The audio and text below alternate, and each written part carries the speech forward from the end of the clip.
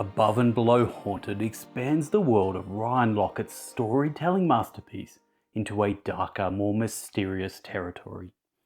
Set in a village haunted by echoes of the past, players once again balance building above ground with exploration below, but this time, strange spirits and forgotten stories will await. Mechanically, it retains the combination of tableau building, resource management, and narrative encounters that made the original so beloved, but will introduce haunting new dilemmas and supernatural rewards. Above and Below Haunted refines what made Red Raven Games' design language so distinctive: storytelling that doesn't just tell tales, but will immerse you in them. The original Above and Below was the first game that truly introduced me to this world building, story narrative type game, and up to that time, I just hadn't had that experience. As I was reading the different stories, we wanted to dive deeper into this world and I wanted to understand more about it. From there, Above and Below, we had Near and Far, we had Now or Never. Each one of these games kept introducing more and more to this world, and you just had me hooked. Now, Above and Below Haunted, it's going to take the original game, slightly fine tune it for the better, but it's going to introduce these ghosts, and it doesn't really matter if you had the original or if you had this. They're both just great experiences and something I highly recommend.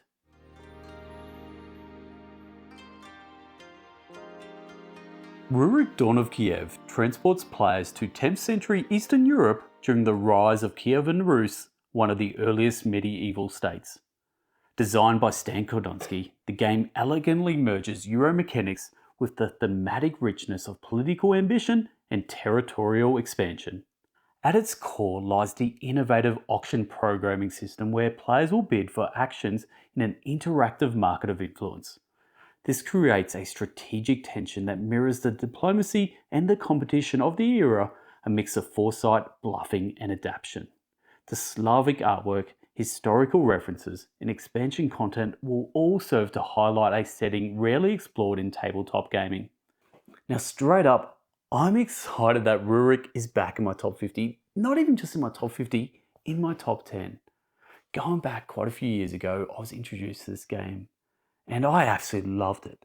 Then my taste changed and I drifted away from these sort of games, and I realised that just thematically, it didn't really interest me. Historic games, not for me. But then I got reintroduced to the game again, and it blew me away. There's something about this design that is truly special, and I'm not really into dudes on a map type games, little miniatures and stuff, going around trying to fight for areas. That's not me. But the fact is, that's only one small, very portion of this game. It is that auction bidding system that is the highlight, and this is more Euro than dudes on a map. There's just so much to love about this design, and if you get the expansion, play with the expansion, it makes this game even better.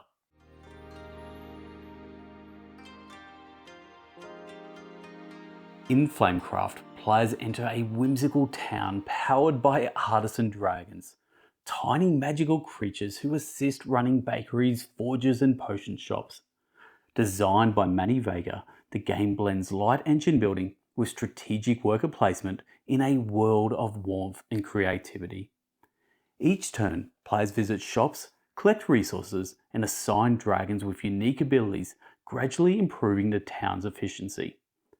Reputation points track progress, but the true appeal lies in how every dragon and shop forms part of an interconnected tableau of synergy and charm. Flamecraft demonstrates how accessibility, art, and mechanical clarity can combine to create a gateway game that appeals to both families and enthusiasts alike. Now I am absolutely pumped because Flamecraft is so in my wheelhouse. This is me. These are the worlds I love. These cute artwork, these dragons, this whimsical world. Yeah, that's what I sign up for when I'm signing up for a game night. I love this. Now, the production value is beautiful. The neoprene mat, that's going to be the town there. All of the dragons, everything like that is stunning. But what's truly stunning is Zendara Tang artwork.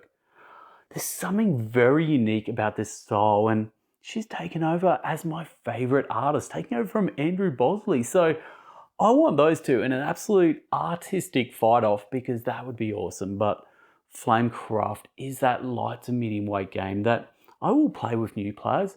I will play with experienced players. I will play by myself. I don't care. I just want to play Flamecraft.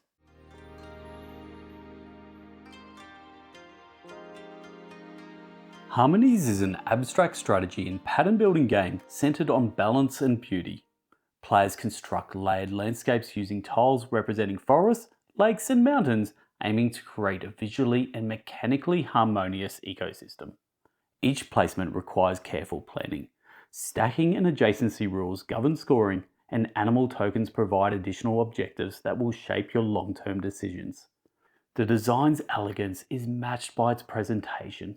Pastel colours, organic shapes and tactile components that invite calm concentration. It's a meditative experience that transforms spatial logic into a form of artistry.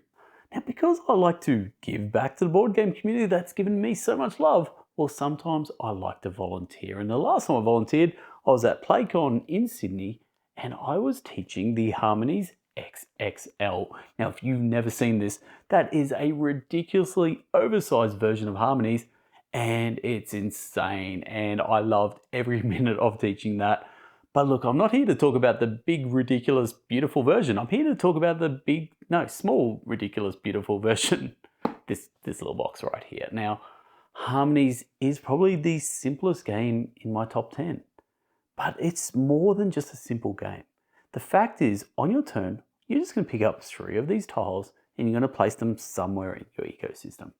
But this is where the true beauty lies. There's different ways you can score. Are you looking at your animal cards? Because that's going to give you certain ways you can score. But then you've got your standard scoring rules for maybe putting mountains together, a long flowing river, maybe having some fields separated. There's a whole bunch of different things that you will know to how to score. So it makes every decision actually super interesting. I just love this game, and this is probably one of the games that I'll bring out to someone that I'm trying to introduce into the board game hobby. It's just such a beautiful looking game, easy to pick up, but you're going to be head scratching the whole way through, just going, why did I put that there? Oh, so much fun. Harmonies.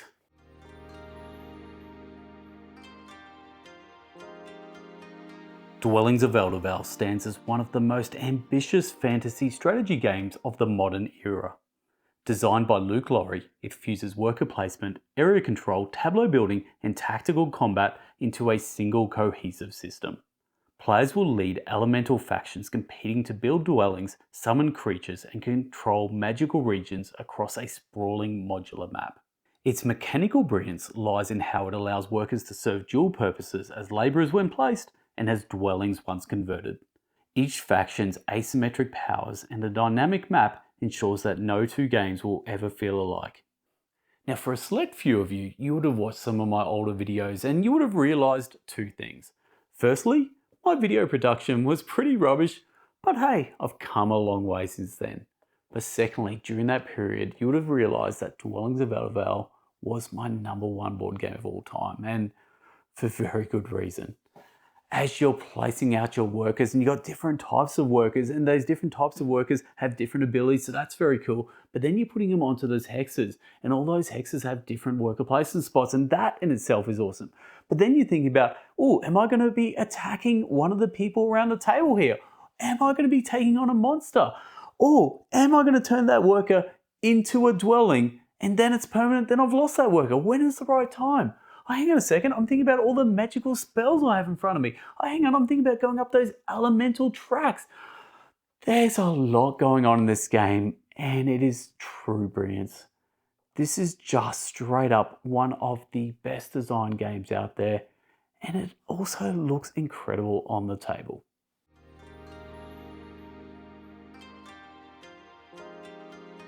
Sleeping God's Distant Skies continues the storytelling tradition of Ryan Laukat's celebrated universes, but with now a new setting and a refined system. This standalone sequel invites players to explore a vast open world by plane, unraveling myths and meeting strange, mysterious creatures scattered around the uncharted lands. Mechanically, this game introduces a streamlined structure built around action cards and a more flexible narrative flow. The focus shifts towards character development and exploration efficiency, allowing for shorter sessions without sacrificing immersion. Choices remain at the heart of the design, ensuring that every decision will shape your journey.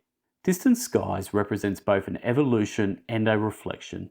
It keeps the intimacy of storytelling, but expands the sense of discovery. Now, the original Sleeping Gods will always be special to me. Now, that was the first game that my partner purchased for me as a gift, and she absolutely nailed it. She knew I love story in games. She knew I loved Above and Below. So it just made sense, and I absolutely loved it. Now, why does that game not make this list and Distant Skies does? Well, the more I played both of them, the more I feel like this is just a better design. Now, I reckon it's still 90% Sleeping Gods, but that 10% refinement is just perfect for me. Now, what I love about this is that this is now truly more story. So Above and Below gave me story and it gave me an introduction to worlds. This is now truly taking that to the next step where everything that I do is going to help shape that world and help introduce new things that I had never seen before. And I love going back and finding those different areas that I didn't explore. It's a campaign game, and campaign games are just perfect for that. But it's also a great campaign game as solo, but it's even better at 2 players. So Sleeping Gods, Distant Skies, if you've never checked out a campaign game, I recommend giving this one a try.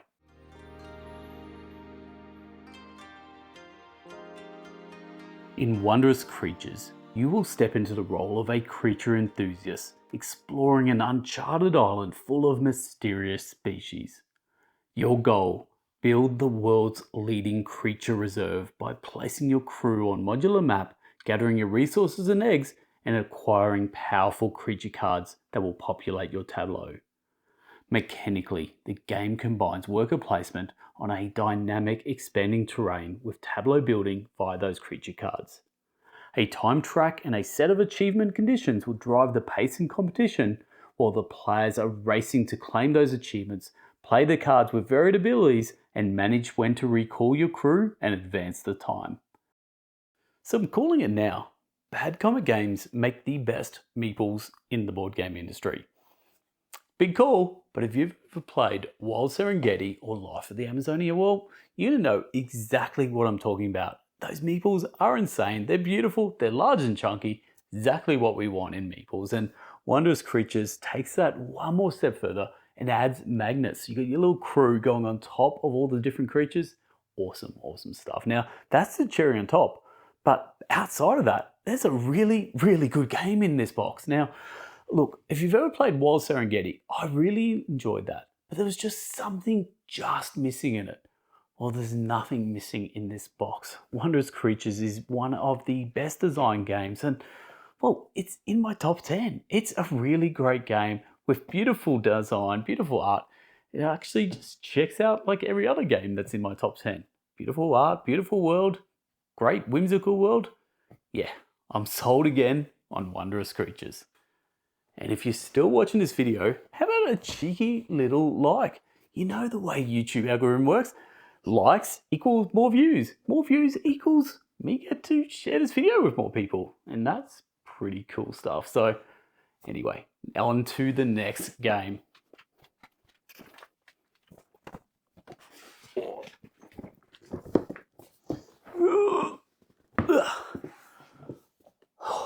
Big box, big boy, big boy.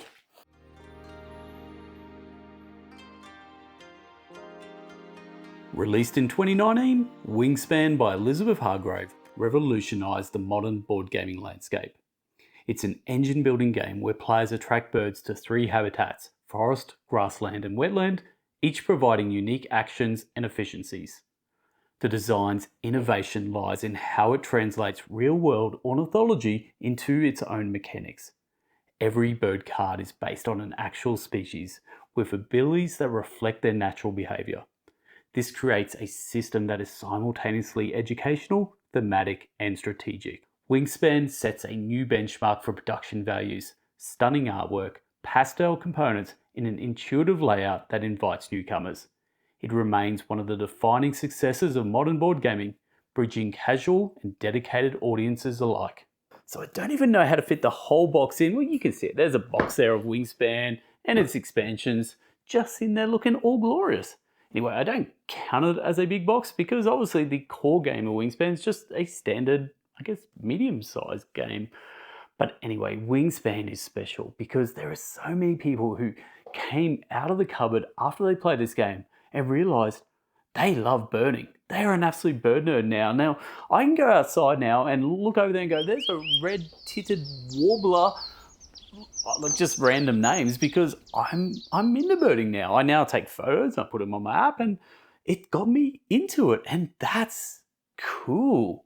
But it's also a fact, maybe when I get older, I think as you get older, you just become a birder. It's like a natural progression for people. So anyway, Wingspan, such a brilliant game. It's one of the, I reckon, the iconic new age modern classics out there. So many people have played Wingspan, and the fact that the expansions just keep coming, and then you get all those different like fan variant cards, so much content for this game. Look, you either love Wingspan or you don't, but vast majority of people love it like I do. There you go, Wingspan.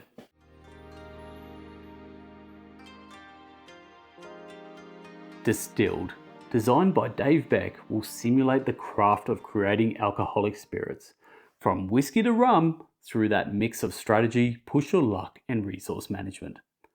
Players will purchase ingredients, refine recipes, and manage the storage and aging to produce high-value bottles of liquor. The core mechanic mimics real-world distillation, where cards representing ingredients are shuffled, with some removed, representing the unpredictability of the process. This thematic integration creates a unique blend of tension and authenticity. Combined with elegant artwork and accessible rules, Distilled stands as one of the most thematically immersive economic games in recent years. So don't want to come across as a big alco, but Distilled is my second favourite game, and I do love a cheeky bourbon or two, but Doctor tells me that I can't enjoy my cheeky bourbon or two much anymore, so I don't drink much anymore, but that's fine. I can still enjoy my spirits through this board game, and this board game is brilliant. Now, the best thing about this game is that distillation process where you're going to get a whole bunch of different flavors, you're going to add some yeast, you're going to add some water, you might even add some more alcohol to it, you're going to shuffle them all together, then you're going to pull out the top card, pull out the bottom card, and what's remaining is your alcoholic liquor at the end. And here's the thing, you might have had one special ingredient that you needed to make the world's best tequila, and all of a sudden, because of your really poor luck, you've unfortunately turned that lovely tequila into some rubbish moonshine, and that is Distilled in an absolute nutshell. Now, I know there's a new expansion that just dropped on crowdfunding, and cocktails, color me intrigued on that, but again, Doctor says no. Doctor says just maybe a cheeky one every couple of weeks. So must listen to you, Doctor, and I hope you're watching this video because I am abiding by what you told me. So there we go. Distilled, my number 2 board game of all time. Love it.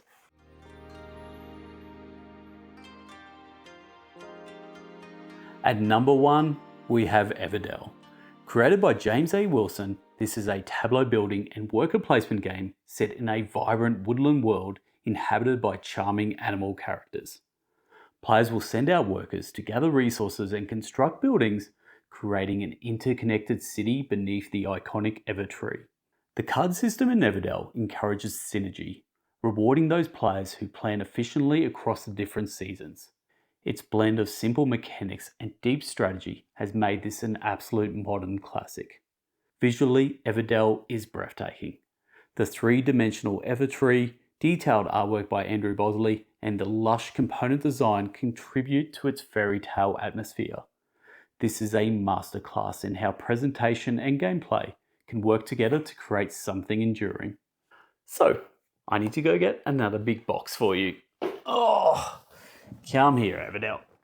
Oh, God, I need to go to the gym just to be able to lift these games up because they're getting insane. Now, there we go. Now this is the big box, the complete collection, and this has a whole bunch of expansions in there, but it's not really the complete collection anymore because you've now got all the standalone games like Far Shore that's still in the Everdell universe, and annoyingly that means I need to go out and buy more games, which is not annoyingly, it's great. I want more games in this universe. But anyway, Everdell is what I'm here talking about, and Everdell, I've talked about it multiple times now. It's the world. It's that immersive world is what sells me on games. I reckon there's millions of games out there that are mechanically sound and enjoyable to play. But there's not that many that give me a world like this that I absolutely love it. Now, I've got the book and I've read that book from start to finish and I love that book. I've got the map and the map shows me all the different places in Everdell. I've got the plushie because I love Everdell. I've got a framed photo down here. Oh, God. There's an Everdell frame there. I love everything about Everdell. I love the animals. I love woodland critters. And I love this game. And that's pretty damn obvious because it's my number one. So it really doesn't matter what I say right now, except for the fact that Andrew Bosley, I'm sorry that I said Sindara Tangle is my favourite. Now I think about Everdell and think that's kind of unfair to you because now I kind of love Everdell artwork. Anyway, okay, what I will do is I will talk about the fact is in this game, there's just so many cards and there's so many animals, and that's, I think, my favorite part of this is trying to collect those animals with the right building. And once you get that synergy, it's brilliant. Now, the problem is as you add more and more expansions in, that gets tougher and tougher to do, but still it's very rewarding when you get them. So they're like freebies. Everyone loves a good freebie. And maybe that's why I like Everdell. I love a good freebie, and this game gives me freebies in a beautiful woodland critter world. So there we go. That is my top 10 board games of all time. And if you stuck around and watched the whole top 50, well, that is even better for you because there's 50 amazing games and hopefully some new games that were introduced to you that you've never played before. Anyway, I'm exhausted. This was like a lot longer making this than I would have liked. Fortunately, a whole bunch of things going on in my life, so this video took a while to get out. But for that, I apologize, but I really do hope you enjoyed this final top 10 of all time. Anyway, that's all I've got. I'm Hogs. This is the Bangers Project. Till next time, laters.